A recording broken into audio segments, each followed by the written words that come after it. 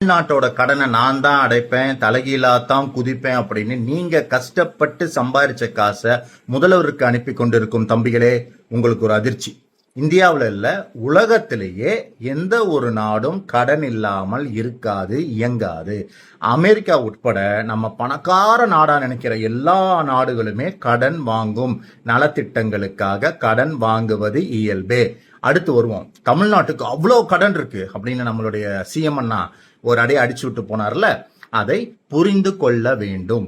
தமிழ்நாட்டினுடைய ஜிடிபி இரட்டை இலக்கத்துல இருக்கு. அதாவது வளர்ச்சி 16%. இது இந்தியாவிலேயே அதிகம்.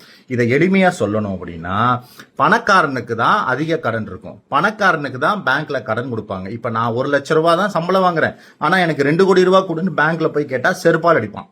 ஆனா நான் 10 லட்ச ரூபாய் சம்பளம் வாங்குறேன், எனக்கு 1 கோடி ரூபாய் கொடு அப்படின்னா பேங்க்ல கொடுப்பான். இப்படிதான் தமிழ்நாடு வாங்கியிருக்கு. இதற்கான கீவேர்டு என்ன அப்படின்னா, நம்மளுடைய சிஎம் நான் அடிச்சு விட்டு போனோம்னு என்கேஎஸ் அவர்கள் ஒரு வார்த்தை சொன்னார்ல, அனுமதிக்கப்பட்ட அளவுக்குள்ளதான் நாங்க வாங்கியிருக்கோம் அப்படின்னு. அந்த அனுமதிக்கப்பட்ட அளவு அப்படிங்கிறது தான் கீவேர்டு. அதாவது உங்களுடைய இஎம்ஐகள் உங்கள் சம்பளத்திற்கு ஏற்ற வகையில், அதற்கு உள்ள நீங்க கட்டும் வகையில், உங்கள் கழுத்தை நெருக்காத வகையில் இருந்தா நீங்க அனுமதிக்கப்பட்ட அளவுல தான் கடன் வாங்கியிருக்கீங்கன்னு அர்த்தம்.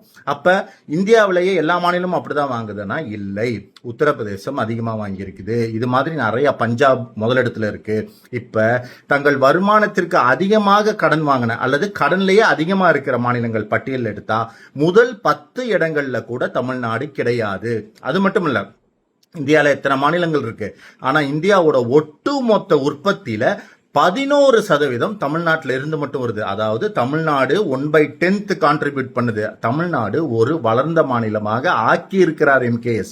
அதை வச்சுதான் கடன் வாங்கி இருக்கிறார், அதை வச்சுதான் நலத்திட்டங்களை செயல்படுத்தி இருக்கிறார். ஆக இந்த கடன் என்பது ஒரு பணக்காரன் செலுத்த முடிந்தவன் வாங்கிய கடன், ஊதாரி கடன். இப்ப உத்தரப்பிரதேசமோ பஞ்சாபோ ஹரியானாவோ அல்லது நம்ம இந்தியாவோ மோடி வாங்கி இருக்கிறார்ல, ஜிடிபியை கூட்டாம கடனை மட்டும் கூட்டிட்டு போக, அது போன்ற ஊதாரி கடன் இல்லை.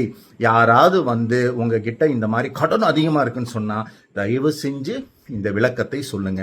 நம்மளே நம்மளுடைய மாநிலத்தை கடங்கார மாநிலம், கடங்கால மாநிலம்னு பொய்யா சொல்லிட்டு இருக்கிறது ஒரு நடிகனுக்காக, திடீரென நம்ம அன்பு வைத்திருக்கிறான் அப்படின்றதுக்காகவே அவருக்காக நம்மளே நம்ம மாநிலத்தை கேவலப்படுத்துவது என்பது ரொம்ப ரொம்ப அசிங்கம் இல்லையா? தயவு செஞ்சு இந்த உண்மையை புரிந்து கொள்ளுங்கள். தமிழ்நாடு முன்னேறிய மாநிலம்.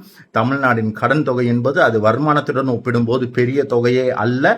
தமிழ்நாடு இதே வளர்ச்சியை உங்க தலைவனும் கொண்டு போனா உருப்படும், இல்லைன்னா அதுல பாதாளத்துல விழும். அதை தடுக்க வேண்டியது பொய்யை நம்பாமல் இருப்பதுல தான் இருக்கு. தமிழக மக்கள் ரொம்ப தெளிவாதான் இருப்பாங்களே தவிர்த்து இது அயோத்தி மாதிரி ஆக்கலாமே, இதுல என்ன தவறுன்னு கேக்குறாருன்னா, அப்ப அவர் எந்த அளவு இவருக்கு அறிவு இருக்கு நயினார் நாகேந்திரன் அவர்களுக்குன்னு இதுலயே மக்கள் தெளிவா புரிஞ்சிருப்பாங்க. அப்ப நீங்க என்ன சொல்ல வரீங்க? நேரடியா நாங்க அப்படிதான் பண்ணுவோம், நாங்க பிஜேபியை உள்ள நுழைக்கிறதுக்கு RSS மூலமா எல்லா காரியங்களையும் நாங்க இதெல்லாம் ஒரு சின்ன சின்ன விஷயங்கள் அப்படியே குட்டி குட்டியா அரிச்சு அப்படியே பெரிய பூதாகரமா ஆக்கி அதுல ஒரு சந்தோஷப்படுறதுதான் பிஜேபியோட நோக்கம். என்னன்னா தமிழக மக்களுடைய நிம்மதியை கெடுக்கும்.